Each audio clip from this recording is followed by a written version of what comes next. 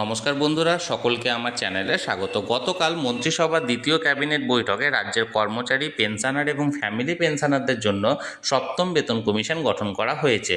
এই সপ্তম বেতন কমিশনের যাবতীয় বিস্তারিত তথ্য নিয়ে আজকের ভিডিওতে আলোচনা করব।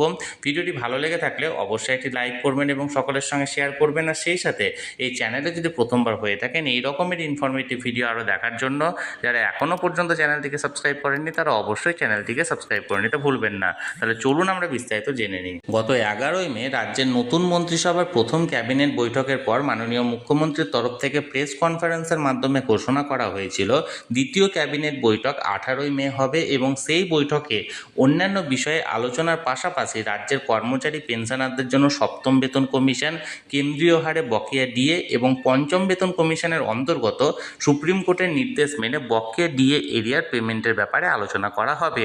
এবং গতকালকে অর্থাৎ 18ই মে দ্বিতীয় ক্যাবিনেট বৈঠকের পর মাননীয় মন্ত্রী মহাশয়ের কাছ থেকে জানা গেল প্রতিশ্রুতি মতো দ্বিতীয় ক্যাবিনেট বৈঠকে অন্যান্য গুরুত্বপূর্ণ বিষয়গুলি নিয়ে আলোচনার পাশাপাশি রাজ্যের কর্মচারী পেনশনারদের জন্য সপ্তম বেতন কমিশন গঠন করা হয়েছে বা তার সুপারিশ করা হয়েছে।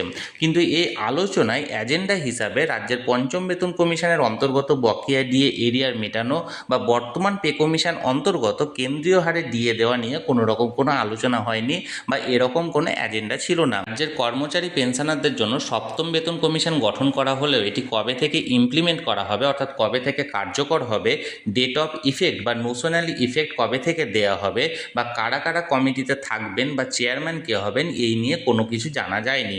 তবে যেহেতু নির্বাচনের আগে যে প্রতিশ্রুতি দেওয়া হয়েছিল সেই প্রতিশ্রুতি অনুযায়ী 45 দিনের মধ্যে এই কমিশন তার রিপোর্ট প্রকাশ করার কথা এবং সেটি চালু হয়ে যাওয়ার কথা। রাজ্যের সপ্তম বেতন কমিশনটি মূলত কেন্দ্রীয় সরকারের অষ্টম বেতন কমিশনের রূপরেখা অনুযায়ী তৈরি হওয়ার কথা। কেন্দ্রীয় সরকারের অষ্টম বেতন কমিশনের রিপোর্ট এখনও পর্যন্ত জমা হয়নি এবং আশা করা যাচ্ছে খুব সম্ভবত এটি এই বছরের শেষের দিকে জমা হতে পারে। এবং যে ফিটমেন্ট ফ্যাক্টরটি দেওয়া হবে সেই ফিটমেন্ট ফ্যাক্টর সহ সেন্ট্রাল গভর্নমেন্টের অষ্টম বেতন কমিশনটি 1 জানুয়ারি 2026 থেকে লাগু হওয়ার কথা। সেন্ট্রাল গভর্নমেন্টের অষ্টম বেতন কমিশন অনুযায়ী একই ফিটমেন্ট ফ্যাক্টর এবং একই ডেট অফ ইফেক্ট অর্থাৎ 1 জানুয়ারি 2026 থেকে রাজ্যের কর্মচারী এবং পেনশনারদের জন্য সপ্তম বেতন কমিশন চালু হওয়ার কথা। এখন দেখার বিষয় রাজ্যের নতুন সরকার এই সপ্তম বেতন কমিশন কবে থেকে চালু করেন এবং এটি কবে থেকে ইফেক্ট হয় রাজ্যের কর্মচারী এবং পেনশনারদের জন্য। আমি সবসময় চোখ রেখেছি যে কোনো আপডেট আসা মাত্রই তৎক্ষণাৎ সেটা আপনাদের সঙ্গে শেয়ার করে দেওয়া হবে। তাই যারা যারা এখনও পর্যন্ত চ্যানেলটির সঙ্গে যুক্ত নেই অবশ্যই চ্যানেলটিকে সাবস্ক্রাইব করে চ্যানেলটির সঙ্গে যুক্ত হয়ে যান। আর এই ভিডিওটি ভালো লেগে থাকলে অবশ্যই একটি লাইক করুন এবং সকলের সঙ্গে শেয়ার করুন।